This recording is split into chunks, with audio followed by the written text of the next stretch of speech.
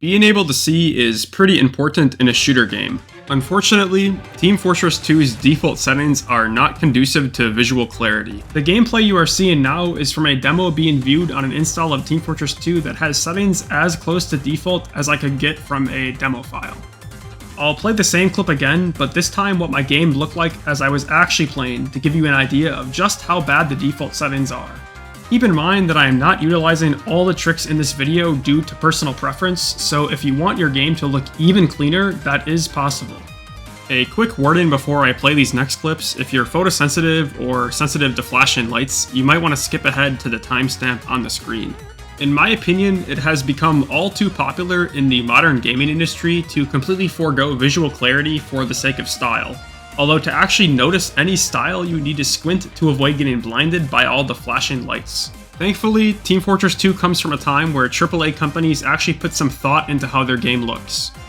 Unlike some other shooter games on the market, you can see things in tf2, you will just need to take some time to change some settings around, as well as download some community fixes depending on how far you want to go. I'll start with the most obvious and easy fixes at the beginning, and work my way up to the more obscure fixes. Please keep in mind that if you are using a performance config such as master config, many of these might already be enabled by default, and also the implementation of some of these settings might be different as well. For example, putting commands into your autoexec when using master config requires you to navigate to a different directory and paste the commands into a different file.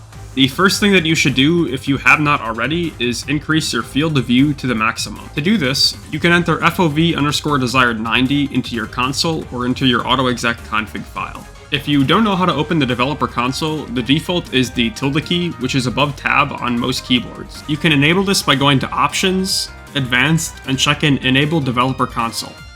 There is also a field of view slider in the regular options menu, which will work to increase your field of view, but I personally recommend entering as many settings as you can into your autoexec file. This means that you can easily bring your settings with you if you switch computers without having to rely on the cloud. If you don't have an autoexec, you can create one by browsing to your game files, opening up the TF folder, then the CFG folder. Then create a text file and rename it to autoexec.cfg. On Windows, you will be prompted if you want to change the name, just hit yes. Moving on to the next setting, you can also adjust your weapon field of view with the command viewmodel_FOV 90 or whatever number you want. If you so choose, you can also entirely disable view models or make a button to toggle them. I use my R key to toggle between view models on and off. I use my Alt key to change between two different view model sizes. There is a view model min mode, so if you're trying to get your view models to look a certain way, you might need to turn that on or off. I should mention here that you can have different view models for different classes and weapon slots. This is more complicated than updating your viewmodel FOV once universally, but it's not too hard.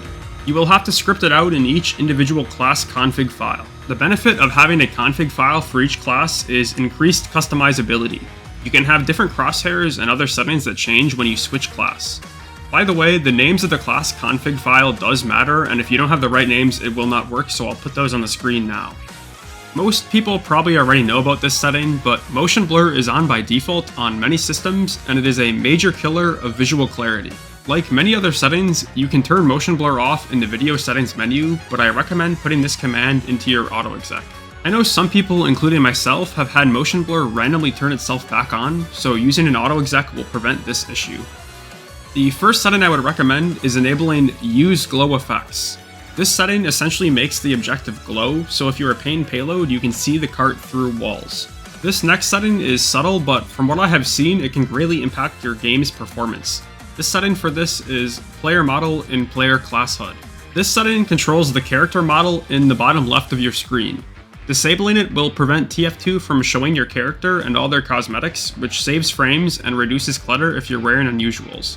I personally have this setting disabled on all classes except for Spy. As a Spy, it is quite useful to see what hats your disguise is wearing, as well as what weapons they have. You can disable it on every class but Spy by putting this command into all your class configs, and then this command in the Spy config. The last advanced setting I would recommend updating is Show Pop-Up Alerts while in-game. This one is pretty self-explanatory. There are a couple of settings that are not listed in the advanced settings menu that I am not sure where to put, so I'll talk about them here. This command stops text chat from showing up every time someone sends a message or uses a voice line such as calling for medic.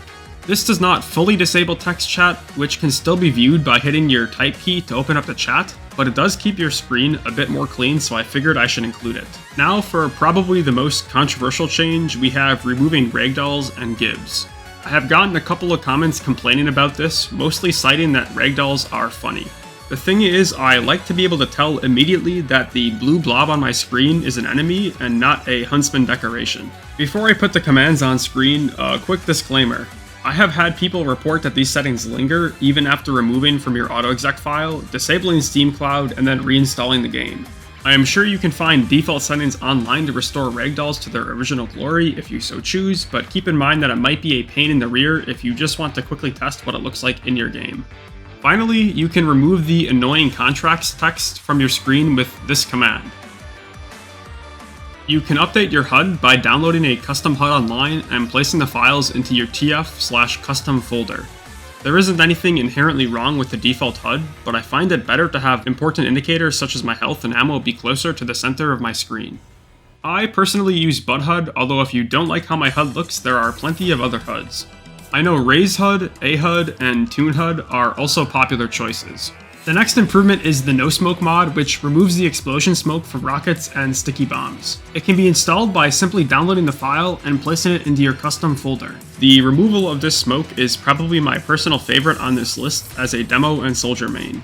It really does make a huge difference in making the game much cleaner. Speaking of making things much cleaner, you can actually remove your own flamethrower particles by setting your flamethrower view model to 0 or 1. This is an absolute godsend, and when I started playing Pyro without flames, I immediately noticed a huge difference. If you are a Pyro player, I would highly recommend giving this a try, since you can see so much more when you're shooting your flames. If you want to have your view models enabled for your other weapons, there is a way to script that out in your Pyro config. If you choose to set it up this way, you will want to dictate the exact view model settings in each class's config file. If you don't have these defined in each class's config, if you're playing Pyro and then switch classes, your view models will continue to be invisible. This setting will only remove your own flames, by the way. Removing flames entirely is considered cheating. Up until this point, I personally utilize all of these settings and mods. I do not personally use these last few mods, but they are a possibility for those who want to have their game be as visually clear as possible. You can download a No Hats mod, which is exactly what it sounds like. It removes all hats. In a way, this makes the game more clear since hitboxes will be more obvious. Of course, the downside is, well, you have no hats.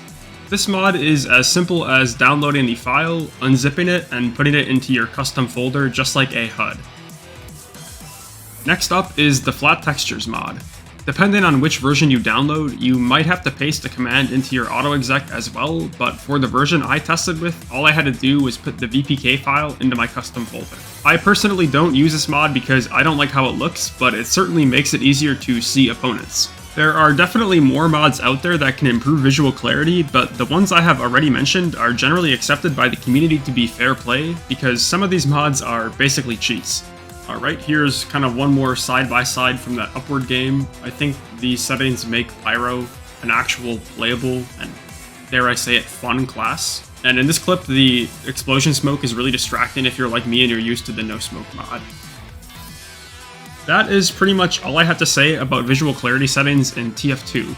If you think I missed something or made a mistake, please let everyone know in the comments so that they have that information. I will do my best to update the description and pin comment if anything changes, a cool new mod comes out, or there are any major corrections. By the way, if you are brand new to TF2, there are a ton of other settings that are going to enable a better experience. If you're interested in those, check out my new player guide video where I go over settings that aren't related to visual clarity. Thank you for watching the video.